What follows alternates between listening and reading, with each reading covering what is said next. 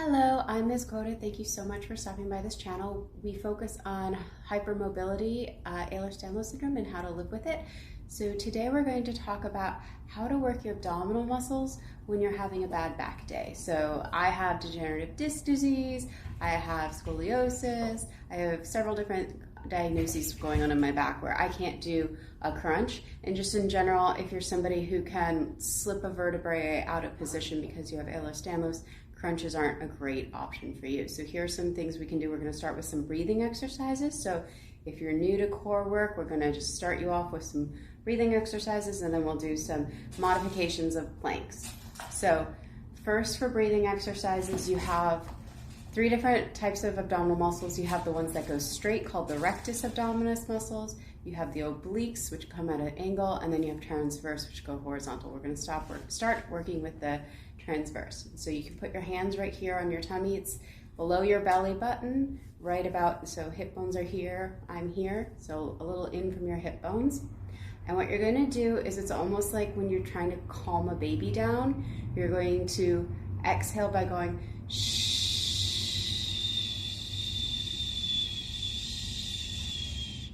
And you can see how those muscles pull in my hands tight. So we'll do that again. Deep breath in.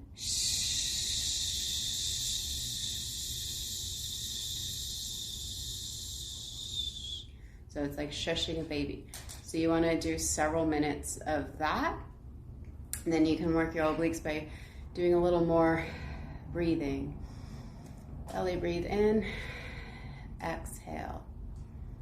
Belly breathe in, exhale. And again, if you do that for a few minutes, that's a really good abdominal workout. And then you can work those rectus abdominis by going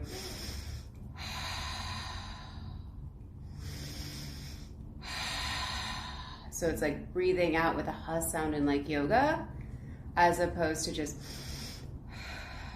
so it's several different types of breathing techniques. So we'll go over that again. So the transverse abdominis, we're going to shush like a baby. So inhale.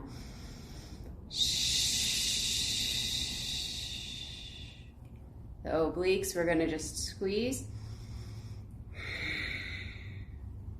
And then the rectus abdominis, we're going to ha. So those are some breathing techniques you can start with.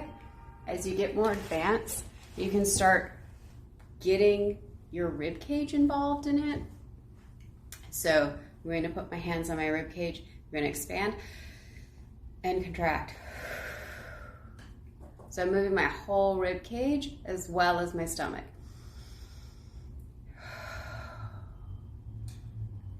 And then as you get more developed into your breathing techniques, you can actually start breathing into one side.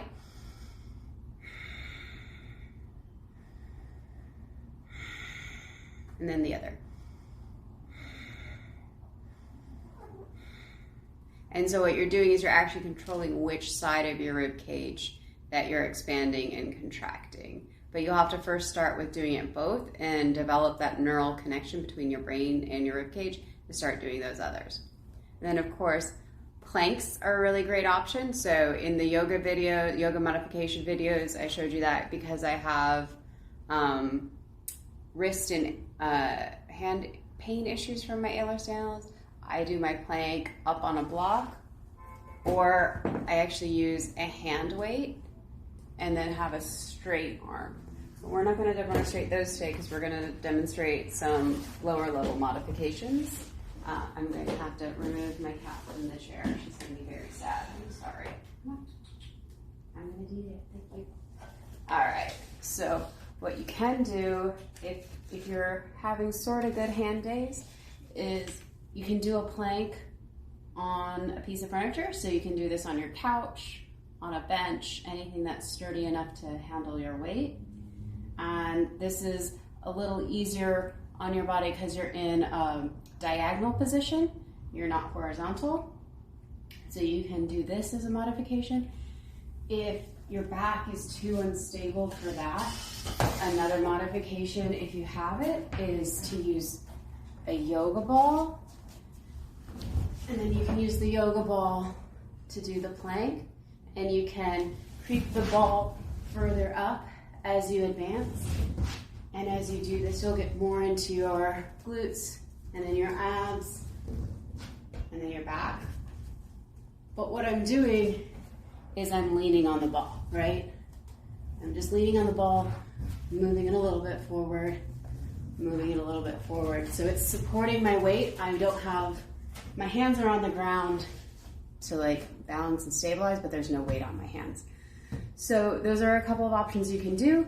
You can do the breathing exercises while you're in bed. You don't have to do the breathing exercises sitting up. If you sit up, if you're well enough to sit up, it's good to help strengthen your core by practicing keeping everything straight and upright. I sit on yoga blocks. So when I demonstrated, I was kneeling on yoga blocks. So that's a little easier for me to do than sitting on the ground. You can sit in a chair. You can sit in your favorite comfy kind of easy chair. You can sit on a bench, wherever you want to be sitting and practicing your breathing. I recommend working up to doing a 20-minute breathing exercise. If you're not well enough to be doing other types of core work, you can be doing 20 minutes of breathing every day and really strengthening your core and then progressing on. So those are my tips for you today. I hope you enjoyed them. Best of luck. Feel well. Thank you.